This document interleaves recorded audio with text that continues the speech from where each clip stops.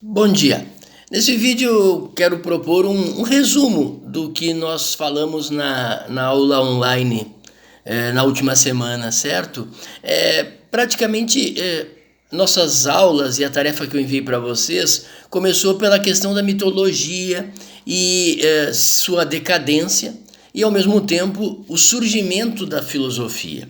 Vejam que os povos antigos, esse é um exemplo que eu gosto de usar muito na sala de aula, eles, tudo que acontecia na vida deles, eles atribuíam ao sobrenatural, a uma interferência divina.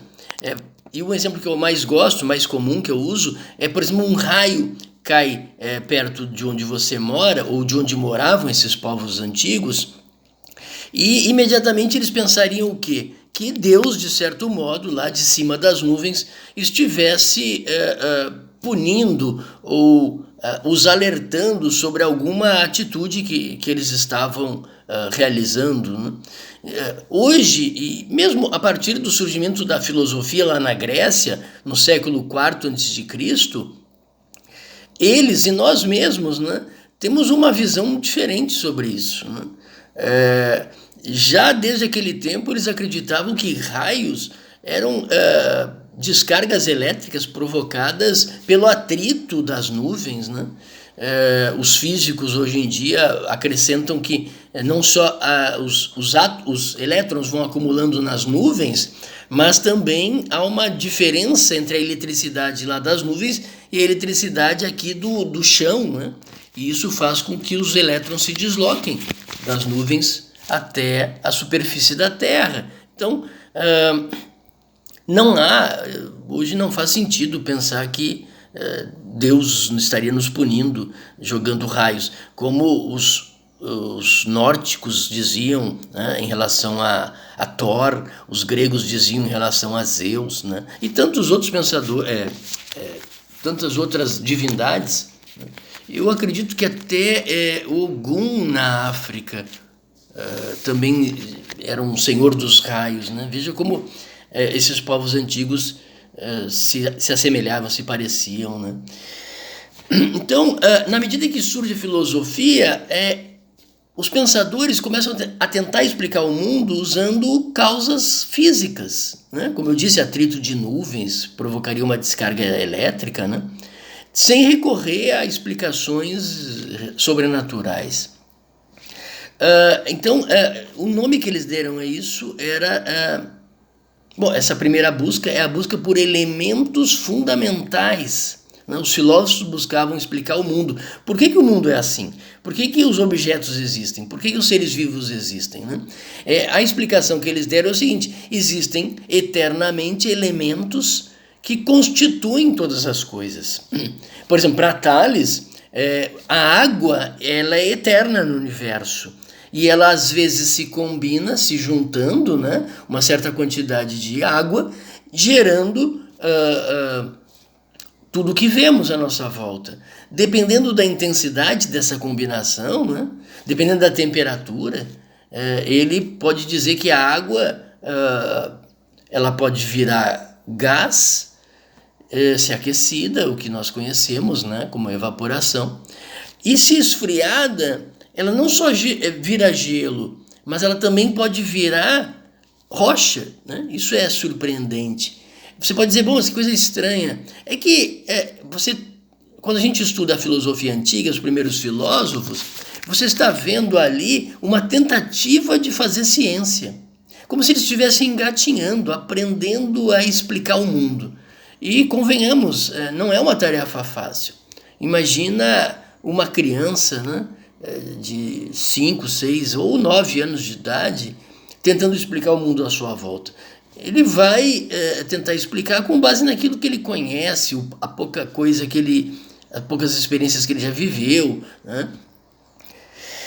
Então é assim que vai nascer a filosofia, mas também a ciência. Né? A ideia de que eles vão tentar explicar o mundo com aquilo que está disponível a eles. Por exemplo, Tales observou que onde tinha a presença de água, havia a possibilidade de vida, de surgir vida. Mas eles não ficaram só nessa explicação. O aluno de Tales, Anaxímenes, ele explicou de uma forma diferente. Para ele, o ar é que está em toda parte. E o ar se combina e produz tudo que existe. Não a água, mas o ar. Ele, inclusive, dizia que a alma era uma espécie de ar. Ela é uma espécie de sopro de vida, né, que entra nos corpos. Vejam que cada um deles deu importância a um elemento diferente. E nós vamos ter vários outros pensadores. Por exemplo, Empédocles dizia que tudo que existe é uma combinação de ar, água, fogo e terra. Então ele reuniu mais elementos, porque para ele só água e ar não dariam conta de explicar tudo que existe. E Empédocles é interessante porque ele diz que esses elementos se combinam, se separam na presença, né, dependendo se há amor ou se há ódio. Bonito isso, né? Quer dizer, as coisas se unem quando você tem um sentimento de amor. Se você observar, por exemplo, um pedreiro fazendo um muro, fazendo qualquer obra, ele precisa estar fazendo aquilo com prazer, com vontade, ou se não prazer, algum tipo de cuidado, de preocupação, né? Poderíamos chamar até de amor pelo trabalho que ele realiza, né? Agora, se ele faz mal feito, com ódio, né? Com raiva, com pressa, com má vontade, é evidente que aquilo muito provavelmente não vai dar certo. Então, aqueles elementos que ele está agregando ali, que ele está juntando, né, tijolo, argamassa, né, areia, enfim, ele provavelmente vai levar ao insucesso, né? Então é interessante essa ideia. E tantos outros pensadores que vieram depois. Pitágoras é maravilhoso, porque ele diz que tudo o que existe tem por trás números. Os números constroem as coisas. Se você vê o nosso corpo, né, 5 dedos, uma quantidade de ossos, uma quantidade de... Nós temos perto de 5 litros de sangue, nós temos uma quantidade de dentes. O nosso DNA tem 23 pares de cromossomos, né, de moléculas dentro de cada célula, né? Nós também somos feitos de números, sem falar no RG e CPF e as senhas que a gente guarda, que é um número absurdo, né? Então, tudo teria por trás números. Há quem diga que esse mundo pode ser um programa de computador e nós seremos parte, ou somos parte desse programa, né? É estranho, mas se isso for verdade, e se formos apenas personagens de um jogo de computador, tudo que existe de jogos de computador, eles têm por trás números, né? Sequências de números, ordens de um programa de computador, né? Para que cada um dos personagens realize uma tarefa. Parece um pouco difícil, né? Porque nenhum de nós se sente condicionado a tomar decisões segundo como se alguém estivesse ditando, né? Num jogo alguém dita para você o que tem que fazer.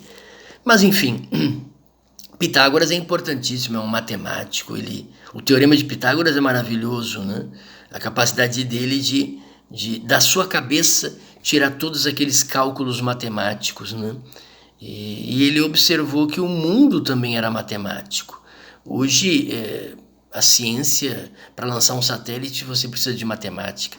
Para a gente usar esse celular, precisa da matemática, né? Bom, o que mais? Demócrito é um pensador que vocês estudam em química, né? Ele foi o primeiro a conceber a ideia de átomo.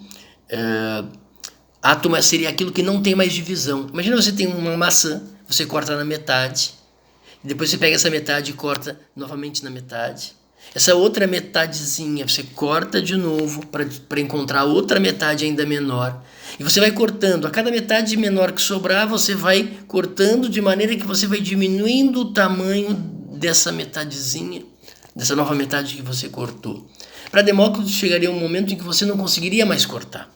Você chegaria a um elemento fundamental que compõe todas as coisas que existem. E ele chamou esse elemento de átomo. Hoje a gente sabe que a ciência também chama átomo, mas esse átomo já foi descoberto que ele é composto de prótons, nêutrons e elétrons.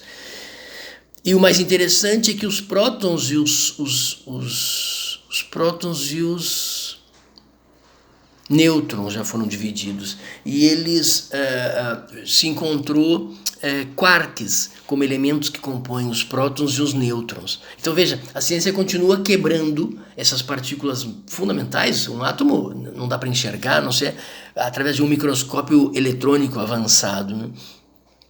Mas a ciência já descobriu que ele também tem partes. E até onde vai essa busca, né? Essa é uma questão que nem filósofos e nem cientistas se deram conta. Tem um outro pensador chamado Heráclito. Heráclito ele dizia que não entramos duas vezes no mesmo rio, porque já não é o mesmo rio e nós já não somos os mesmos. É muito interessante isso. Será que nós estamos mudando ao longo da vida, de maneira que chega um momento que nós somos uma pessoa totalmente diferente do que éramos quando nascemos? Essa é uma grande questão. Inclusive, uma tarefa que eu pedi para vocês foi se definir, né? Quem é você? Será que é possível encontrar uma resposta? Se nós estamos constantemente mudando, que resposta eu posso dar, né, à pergunta, quem é o Antônio?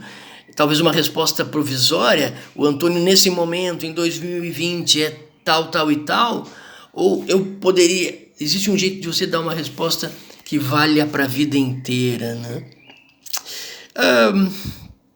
Basicamente, na videoaula, nós falamos sobre isso. Eu falei um pouco também sobre esse momento que nós estamos vivendo de pandemia. Conversei com os alunos para que eles não fiquem preocupados a respeito da... Muitos acham que vão perder no letivo. Nós fizemos muito nessas aulas à distância. Nós conseguimos enviar tarefas para vocês explicando, por exemplo, o mais importante nesse primeiro ano é a origem da filosofia, é esses primeiros pensadores, é distinguir filosofia da mitologia. Então não se preocupem que aprendemos muito sim. À distância, né, o que causa um pouco de solidão, mas quem assistiu às aulas, se esforçou em buscar respostas, teve um bom aprendizado sim. E ano que vem a gente, presencial, espero, a gente vai poder revisar essa matéria com detalhe. Faltou falar um pouco sobre Sócrates, mas eu acho que a gente pode falar numa próxima live, tá? Aguardo vocês. Obrigado.